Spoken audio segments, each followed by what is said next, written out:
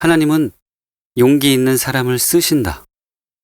여호와의 종 모세가 죽은 후에 여호와께서 모세의 시종 눈의 아들 여호수아에게 일러 가라사대 내 종 모세가 죽었으니 이제 너는 이 모든 백성으로 더불어 일어나 이 요단을 건너 내가 그들 곧 이스라엘 자손에게 주는 땅으로 가라.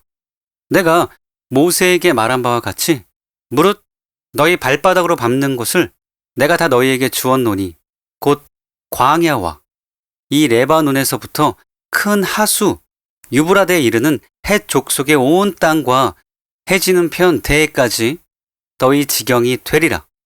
너희 평생에 너를 능히 당할 자가 없으리니 내가 모세와 함께 있었던 것 같이 너와 함께 있을 것임이라. 내가 너를 떠나지 아니하며 버리지 아니하리니 마음을 강하게 하라. 담대히 하라. 너는 이 백성으로 내가 그 조상에게 맹세하여 주리라 한 땅을 얻게 하리라. 오직 너는 마음을 강하게 하고 극히 담대히 하여 나의 종 모세가 내게 명한 율법을 다 지켜 행하고 좌로나 우로나 치우치지 말라. 그리하면 어디로 가든지 형통하리니 이 율법책을 내 입에서 다니지 말게 하며 주야로 그것을 묵상하여 그 가운데 기록한 대로 다 지켜 행하라. 그리하면 내 길이 평탄하게 될 것이라. 내가 형통하리라. 내가 내게 명한 것이 아니냐. 마음을 강하게 하고 담대히 하라. 두려워 말며 놀라지 말라. 내가 어디로 가든지 내 하나님 여호와가 너와 함께 하느니라 하시니라. 여호수아 1장 1절에서 9절. 그러므로 너희 담대함을 버리지 말라. 이것이 큰 상을 얻느니라. 히브리서 10장 35절. 목차. 하나님은 용기 있는 자를 쓰십니다. 하나님은 왜 용기 있는 자를 쓰실까요? 진리의 선포만이 교회를 변화시킬 수 있습니다. 그런데 바른 진리를 선포하려면 용기가 필요합니다. 성령의 권능만이 세상을 변화시킬 수 있습니다. 그런데 성령의 권능으로 쓰임 받으려면 용기가 필요합니다. 어떻게 해야 용기 있는 자가 될 수 있을까요? 용기는 참 믿음에서 나옵니다. 용기는 성령 충만에서 나옵니다. 용기는 하나님을 두려워하는 것에서 나옵니다. 용기는 하나님을 깊이 아는 것에서 나옵니다. 용기는 순수성에서 나옵니다. 서문. 2011년 6월 18일 집사람이 한 꿈을 꾸었습니다. 그 꿈의 내용은 다음과 같습니다. 꿈속에서 창고같이 물건이 많이 쌓인 장소에 목사님과 함께 있었습니다. 한쪽 박스가 많이 쌓인 곳의 구석을 보니 아주 작은 뱀의 꼬리가 보였습니다. 제가 목사님께 작은 뱀이 박스 뒤에 숨은 것 같다고 하니 뱀을 잡자고 하셨습니다. 작은 뱀이니 그냥 손으로 잡아도 되겠다며 그쪽으로 가셨습니다. 그래서 혼자 남아 반대편 박스를 보고 있었는데 갑자기 박스들이 쌓인 곳이 흔들리며 쌓여있던 물건들이 떨어졌습니다. 작은 뱀이면 저럴 리가 없는데 이상하다고 여기며 보고 있는데 마치 아나콘다와 같은 거대한 뱀이 나타났습니다. 저는 너무 놀라고 무서워서 목사님에게 우리가 도망가야 한다고 했는데 목사님은 이상하게도 전혀 두려워하지 않았습니다. 오히려 그 뱀을 잡아야 한다며 옆에 세워져 있는 팔치원과 같은 큰 칼을 들고 뱀이 달아난 곳으로 가셨습니다. 그곳에 사람 팔뚝만한 뱀 두세 마리가 더 보였습니다. 목사님이 그 뱀들을 보고 우선 이 뱀들부터 죽이자고 하시며 칼로 뱀들을 두 동강 내버렸습니다. 그 후 아나콘다 같은 큰 뱀은 목사님을 피해서 숨고 목사님은 그 뱀을 찾아다녔습니다. 저는 무서워서 빨리 이곳을 벗어나고 싶은데 목사님이 위자 2개를 밟고 그 위에 서 있으라고 하셨습니다. 균형을 잘 잡고 서 있으라고 하셨습니다. 마치 제가 뱀을 유인하는 미끼가 된 것 같았습니다. 이렇게 제가 위자를 밟고 서 있는 뒤에서 목사님이 큰 칼을 들고 뱀이 나오기를 기다리고 계셨습니다. 그때 알람 소리가 나서 잠에서 깨어났습니다. 여러분, 이 꿈의 의미가 무엇인지 아십니까? 이 꿈의 의미는 이러합니다. 창세기 3장에 보면 뱀은 하나님의 말씀을 왜곡시켰습니다. 여호와 하나님이 지으신 들짐승 중에 뱀이 가장 강교하더라. 뱀이 여자에게 물어 가로되 하나님이 참으로 너희더러 동산 모든 나무의 실과를 먹지 말라 하시더냐? 여자가 뱀에게 말하되 동산 나무의 실과를 우리가 먹을 수 있으나 동산 중앙에 있는 나무의 실과는 하나님의 말씀에 너희는 먹지도 말고 만지지도 말라. 너희가 죽을까 하노라 하셨느니라. 뱀이 여자에게 이르되 너희가 결코 죽지 아니하리라. 너희가 그것을 먹는 날에는 너희 눈이 밝아 하나님과 같이 되어 선악을 알 줄을 하나님이 아심이니라. 그러므로 뱀은 진리를 왜곡시키고 갖가지 미혹을 퍼뜨린 귀신들을 위미합니다. 귀신의 가르침이라는 말이 있듯이 귀신들이 하는 일 중에 하나가 그것이며 검은 진리를 상징하는데 검으로 뱀을 베었다는 것이 그것을 뒷받침해 줍니다. 미혹에는 진리가 해결책이기 때문입니다. 그리고 아나콘다와 같은 큰 뱀은 교계에서 역사하는 가장 큰 뱀, 즉 많은 교단과 교회들 위해서 성령의 자리를 대신 차지하고 있는 종교의 영을 위미합니다. 대개 목회자들은 종교의 영과 맞선 것을 두려워합니다. 왜냐하면 그랬다가는 이단으로 매도되기 십상이기 때문입니다. 하지만 우리는 용감하게 종교의 영과 맞서 싸웠습니다. 그래서 종교의 영이 배후에서 조종하는 이단 사냥꾼들과 교단들에 의해 거짓으로 이단으로 매도되기까지 했습니다. 많은 교단들이 이단 사냥꾼들의 들러리가 되어 우리 교회에 대해 불의한 결정을 내렸기 때문에 겉으로 보기에는 우리가 패배한 듯이 보입니다. 그러나 현실의 베일 뒤에 영계의 실상을 보면 양상이 다릅니다.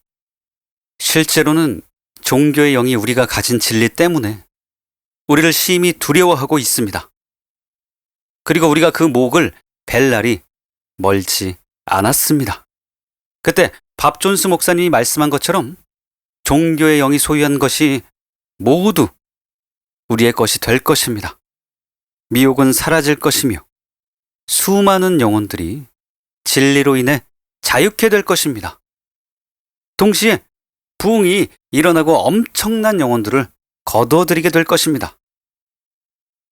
제가 이 꿈을 왜 소개하는지 아십니까?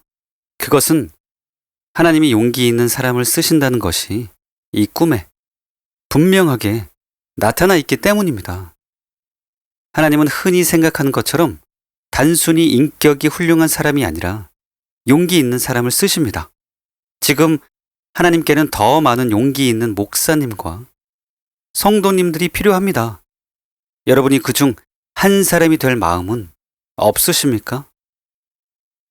2011년 7월 1일 한국 교회의 개혁과 부흥을 위해 목숨을 건 변승우 목사 씀. 최근에 제가 새롭게 알게 된 사실이 있습니다. 그것은 기독교는 본래부터 목숨을 걸고 믿는 종교라는 것입니다. 몸은 죽여도 영혼은 능히 죽이지 못하는 자들을 두려워하지 말고 몸과 영혼을 능히 지옥에 멸하시는 자를 두려워하라.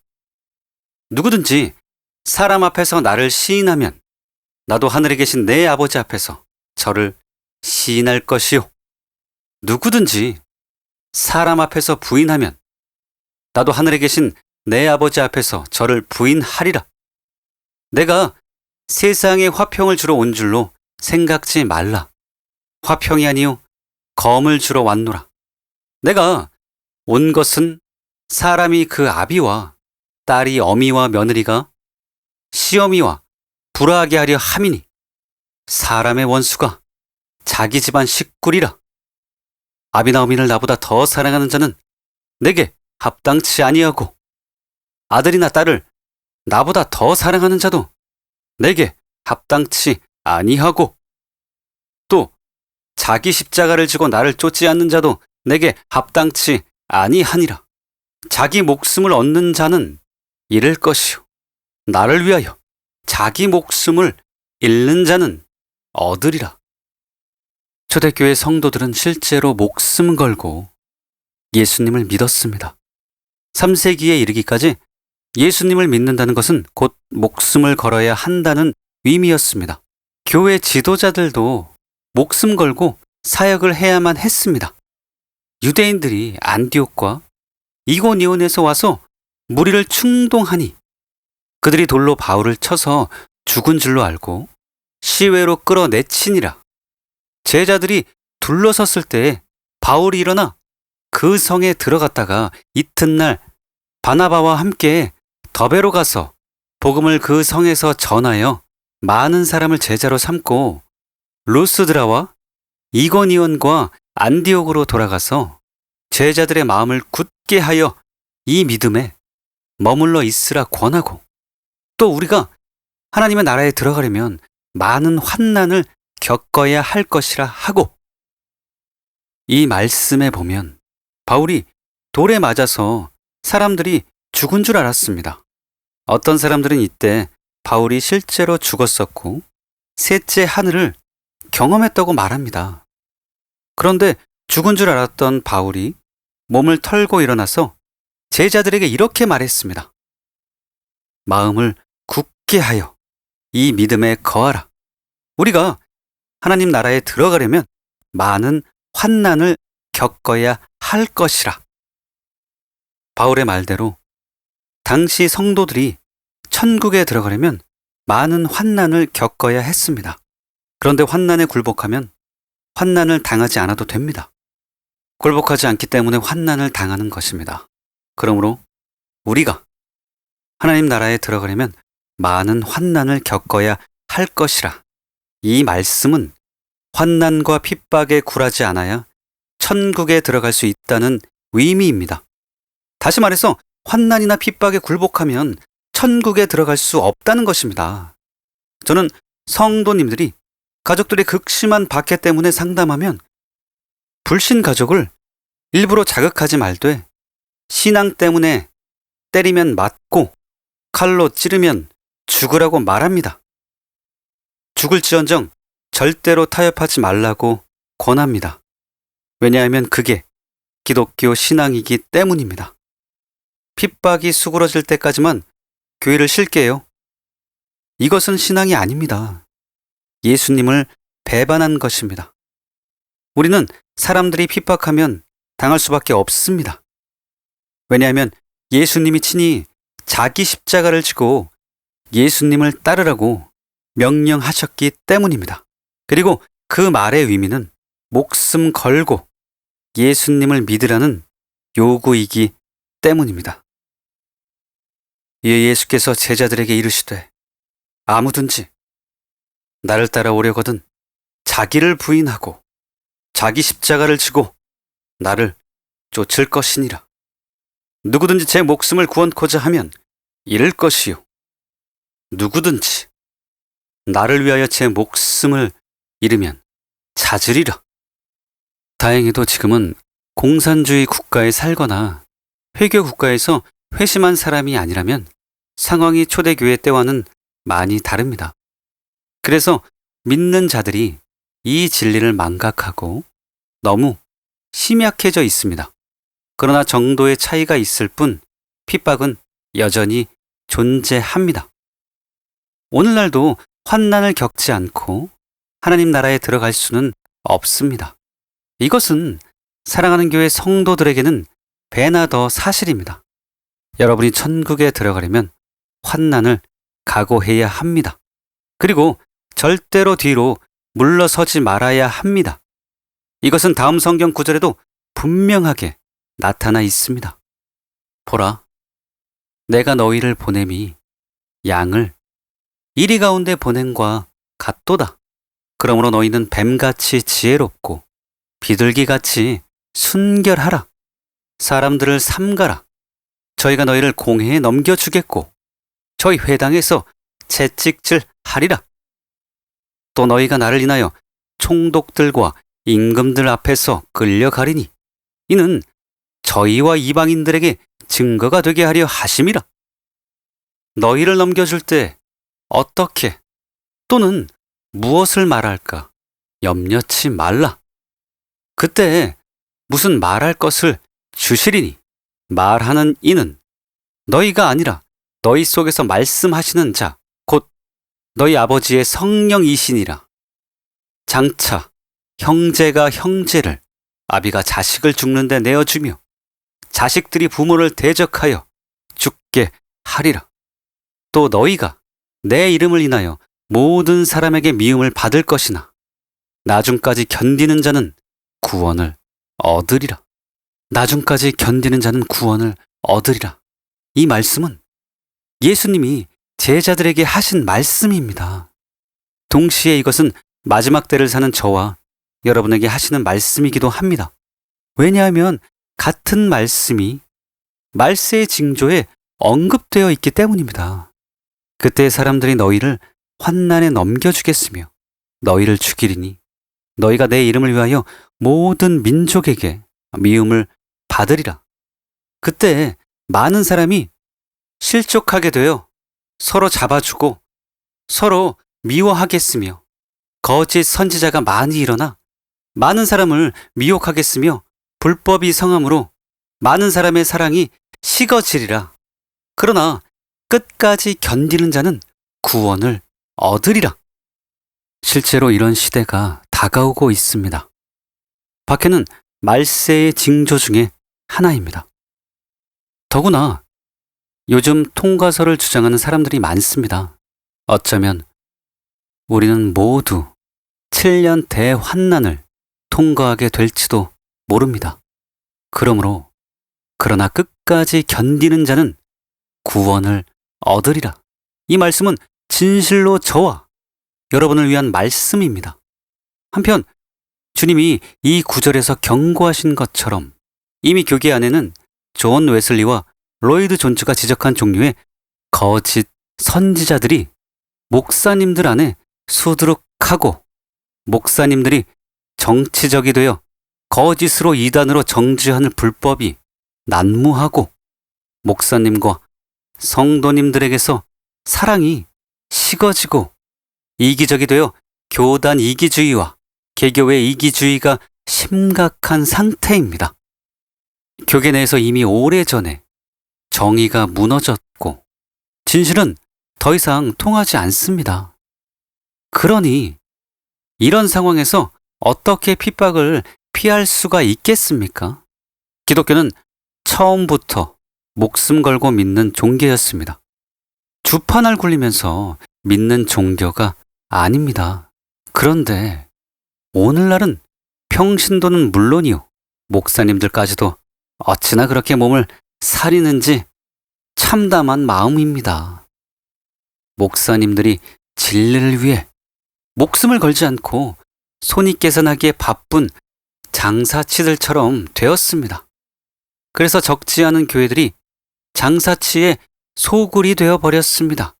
목사님들의 단체적인 침묵과 비겁함 때문에 한국교회는 형제를 참수하는 자인 마귀의 수하들인 이단 사냥꾼들의 손아래 떨어졌고 교단들은 예수님을 죽인 사내들인의 전철을 밟고 있습니다. 주님은 이런 참담한 한국교회를 개혁하기 위해 사랑하는 교회를 일으켜 세우셨습니다. 그리고 하나님께서는 사랑하는 교회와 함께 핍박을 받으며 한국교회를 개혁해 나갈 용기 있는 목회자와 신자들을 찾고 계십니다. 그래서 저는 곳곳에서 용기 있는 목사님들과 성도님들이 그리스도의 군대로 일어나기를 바라는 마음으로 현재 한국교회에 가장 필요한 미덕인 용기에 대해서 쓰고자 합니다.